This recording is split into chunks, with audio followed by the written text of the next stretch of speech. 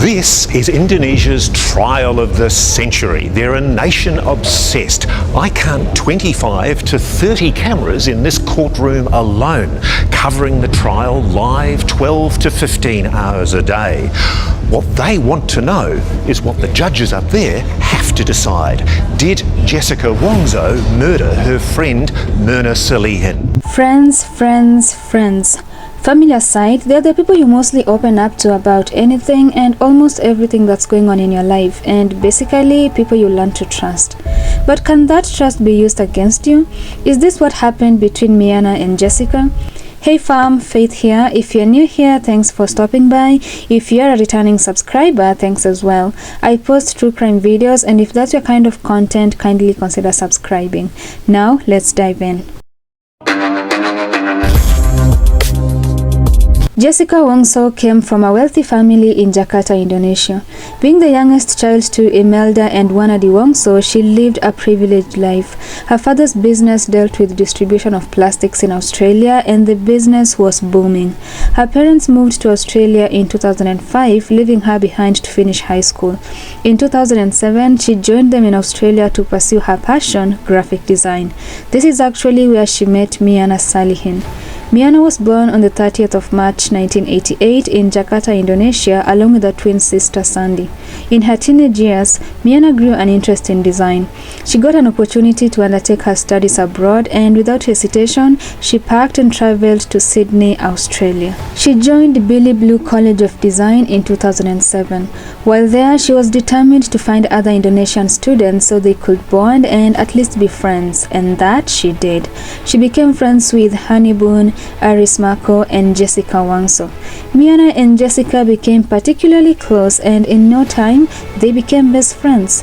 They loved their life in Australia. I mean, they were popular, social, had all the money they could want, and they loved to party. After 4 years though, college was over and they graduated and went their separate ways.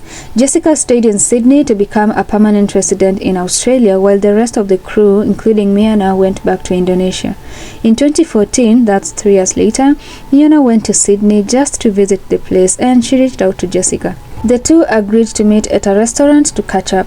Mirna was actually a bride-to-be at this time. She was engaged to her longtime boyfriend of 8 years, Arif. Mirna told Jessica that she didn't approve of her boyfriend Patrick and that she should leave him because he was into drugs and was a bad influence to her. This angered Jessica so much, she even left the restaurant halfway through the meal. Mirna is very upfront when telling off people, and sometimes it can be a bit harsh. So I think it went like this. Why are you so stupid? Why do you want to date this guy?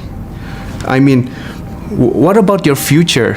But apparently after telling that to Jessica just went quiet and then left Mirna in the restaurant. Their friendship deteriorated and eventually ceased to exist. Mirna then left and went back to Indonesia. Around that time, Jessica's life was taking a turn for the worst. She was going through so much, and eventually in 2015, she spiraled into depression. She was hospitalized 5 times over the course of the year and tried to end her life several times. She started abusing alcohol, and even her friends were so worried for her life. Simply put, her life was a disaster. She lost her friends due to her change in attitude, which kept worsening by the day. On August 22nd at 2:20 a.m., driving while drunk through Marion Street in Sydney, she crashed into a building. It was a nursing home. She survived but had broken 2 ribs and sustained an injury to her chest. She faced multiple fines as well. Luckily, there was no one near the area at the time of the crash. She was taken to the hospital and fully recovered. However, since she was going through so much and could barely concentrate on anything, another disaster hit. She lost her job 4 months later in December. For Mirna, however, life was good. In November 2015, she and her boyfriend Arif traveled to Bali to marry. It was a very beautiful ceremony with family and friends in attendance. When Jessica learned about the news, she got so angry because she was not invited to the wedding. But was this a reason to want her dead? Apparently, Mirna had invited her other friends from Australia, but not her.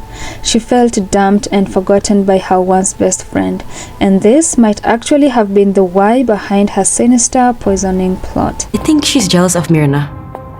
She's jealous of Mirna, because maybe Mirna have a good life, and she doesn't. She's married a lovely man. She just married, and she have a good future ahead of her, and maybe Jessica's life is crap. Jessica made a decision to travel back home to Indonesia because the pressure was too much for her to handle.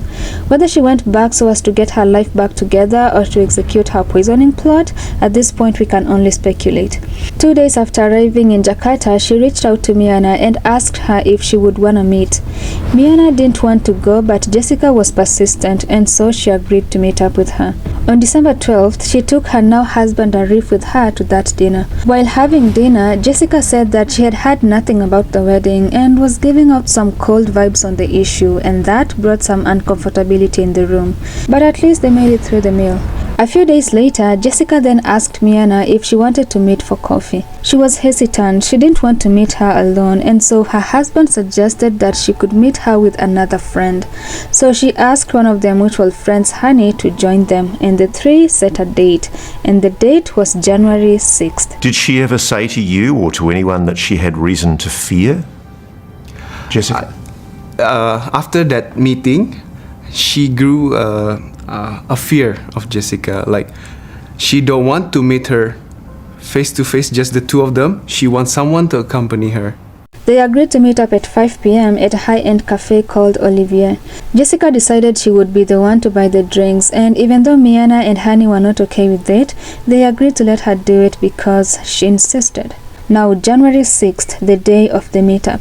They were supposed to meet at 5 p.m., but Jessica showed up at the restaurant at 3:30 p.m. That's like an hour and a half to the agreed time. She entered the restaurant, took a seat, scouted the area, and then left. She came back around 45 minutes later carrying 3 gift bags. The bags were from Bath and Body Works, one of the shops in the shopping center located 2 minutes away from the cafe. She then walked around the restaurant for several minutes while looking up and about. Checking for CCTV cameras, maybe, probably. At 4:15 p.m., 45 minutes before the expected arrival time of her friends, she ordered 1 iced Vietnamese coffee for Mirna and 2 cocktails for herself and Hani. She then put the bags in a position that blocked the view of the drinks. It's hard to tell what she was really doing because even the CCTV cameras hit a dead zone, but you can tell there was movement of the drinks. Mirna and Hani arrived at 5:16 p.m., greeted Jessica, hugged her, and then took their seats. Within a few seconds, Mirna took her drink, the iced Vietnamese coffee. A few seconds later, she appeared agitated, saying that the drink tasted funny while fanning herself. She asked Jessica and Hani to try it, but they both refused. She then started convulsing and foaming from her mouth, and in less than a minute, she lurched her head backwards and collapsed in her seat. Both staff and people who were near the table rushed to her aid, worried and panicked. While people were actually making an effort to help Mirna, Jessica just stood there and almost instantly started to accuse the coffee shop of tampering with Mirna's coffee. She asked them what they had put in her coffee to make her react the way she did. This was weird considering the event she had just witnessed. The manager took her drink away just in case it had to be analyzed. Mirna was then rushed to the hospital, but unfortunately she had already passed on. By the time her husband reached to the hospital to be with her, she was already gone. Annie called me, like, she sound panic on the phone. She said, Mirna is having seizures. Foam is starting to come out from her mouth. So after hearing she panicked, I panicked as well. Still, till this day, we can't believe she's gone, just so quickly, just like that. It's just, how do you say this? Cruel. Yeah, it's cruel. If what the police say is correct, she went into that cafe that day and organised that meeting solely for the purpose of murdering your sister. I think so. Which is an incredible thing to do. Yeah, and a scary thing too. Investigations then began.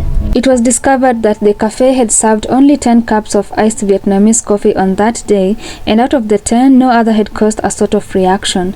Mirna's cup was taken by the police for forensic analysis. They discovered that the coffee had cyanide in it. The police then asked Mirna's parents to allow an autopsy to be carried out on her body, but their request was at first declined. Why? Because their religion wouldn't allow it. Indonesia being primarily a Muslim country, autopsies were not performed on dead bodies. But after the police said they would handle her body with respect and that the autopsy would actually reveal the cause of her death, they agreed to their request 3 days later. On 10th January, an autopsy report revealed that bleeding was evident in her stomach as well as cyanide traces. Cyanide is actually a chemical compound that kills within minutes if ingested. The investigators went back to the cafe and started to analyze the CCTV footages of that day. They noticed Jessica's behavior before, during, and after Mirna's fate. They suspected that she was the person they were looking for, and since she was a permanent resident of Australia, they knew they would have to act fast before she left the country. And on January 30th, they arrested Jessica on suspicion of premeditated murder. Her trial date was then set, June 15th. The police knew they had to come up with compelling evidence before then, and so they got to work.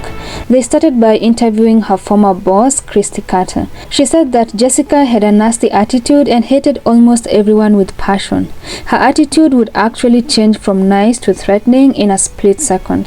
She also said that Jessica was capable of hurting or killing another person. In fact, she had told her that she knew how she could poison and kill someone if she ever wanted to. She even threatened Christy one day and told her that she would kill her and her mom. The next stop for the Indonesian investigators was the Australian Federal Police. They wanted to know more about her history back in Sydney. The Australian authorities were hesitant in sharing her information because if she were to be found guilty, she would be given a death penalty, and they didn't want to be a part of that. But when the Indonesian authorities promised to disqualify the death penalty if she were to be found guilty, they accepted and released her file. The file had 13 police reports that detailed how she attempted to take her life several times, her hospitalization records, the accident at the nursing home, her threatening behavior towards her colleagues and her boss, and a violence order taken out against her by her then ex-boyfriend after she vandalized his car shortly after their breakup, but since there was no evidence supporting this claim, she wasn't charged. Trial date came, and her trial was one of Indonesia's most gripping trials. Hello Jessica, we're from Australian TV. Hi. How's the trial going? Yeah, I think it's been going okay, but I can't really say anything right now. I understand. Yeah. Do you know who murdered Mirna? Do you have any ideas about who murdered No, I Mirna? have no clue. Her defense condemned the Australian authorities for releasing her file to the Indonesian government, which was used as a part of evidence. However, the prosecutors strongly argued that the file actually shed more light on her already suspicious behavior. The prosecution mostly focused on the CCTV footage, which gave clues that suggested she spiked Mirna's drink. Her early arrival at the shop, her pacing as if she was studying the CCTV positions, her bag's placement positions, ordering the drinks early, appearing to reach in her handbag for something, and the movements of the drinks on the table were enough observations for a guilty verdict. However, there was no evidence that she had made a purchase of cyanide anywhere, and no paper trail was ever found. This was what the defense was actually counting on as they waited for a not guilty verdict. October 27, 2016, the nation turned their attention to their screens, especially when she took the stand to tell her own side of the story. People were actually divided on this issue. The upper class believed that she was innocent and being framed for the murder she knew nothing about, while the lower class believed she was a rich, spoiled, self-entitled person who wanted to get away with murder by using her family status to get out of prison time. Despite lack of strong evidence, she was found guilty of the murder of Mirna SALIHIN. Menyatakan terdakwa Jessica Kumolo alias Jessica Kumala Wongso alias Jess telah terbukti secara sah dan meyakinkan bersalah melakukan tindak pidana pembunuhan. 2. Menjatuhkan pidana terhadap terdakwa tersebut dengan pidana penjara selama 20 tahun. Mirna's parents, family, husband, and friends shed tears when the guilty verdict was announced. They were content with the verdict because at least Mirna got justice. I would like to see justice for my sister and eye for an eye. You know what I'm saying? Like, it's life for life. She was sentenced to 20 years behind bars. The judges described Jessica's actions as vile and sadistic. She even lacked remorse throughout the whole process. They, however, pointed out that she was still young and hopefully she'll rehabilitate and fix herself. Jessica was so confident that she'd be cleared, but to her surprise, the guilty verdict was announced. Her defense was the best money could buy, but this is where she realized that even money can't keep you out of prison. After the verdict was announced, she told the court that she can't accept the verdict and that it was not fair. The 28-year-old was however handcuffed and taken to prison to begin her sentence. Hukum di Indonesia harus ditegakkan. Jadi keadilan harus ditegakkan, tapi keputusan ditegakkan oleh kebenaran dan keputusan hakim adalah yang seadil-adilnya. Dan kami keluarga Mirna, saya tahu sekali mereka sudah istilahnya menerima keputusan hakim. Well, I'm with the judge here. She's guilty. I didn't mention this before, but allegedly there was a WhatsApp message that was retrieved where Jessica had expressed the desire to kiss Mirna. Maybe she actually had feelings for her friend and was jealous of her marriage. Or maybe she was just jealous because Mirna was happy and she was going through so much and she couldn't imagine her once best friend living the life that maybe she wanted for herself. And even though the cyanide was not found anywhere, as it's actually so hard to even purchase it, it doesn't mean she couldn't have found a way to get it. After doing what she did, she could have thrown it away because she was not questioned on the very day the incident happened. She took the life of a 27-year-old woman who had just gotten married and was ready to face that phase of her life. Even though her being in jail won't bring Mirna back, at least she got justice at the end of it. That's all for today. Thanks for watching. If you liked this video, kindly give it a thumbs up, subscribe to my channel, and you can also leave a comment down below. See you in my next one.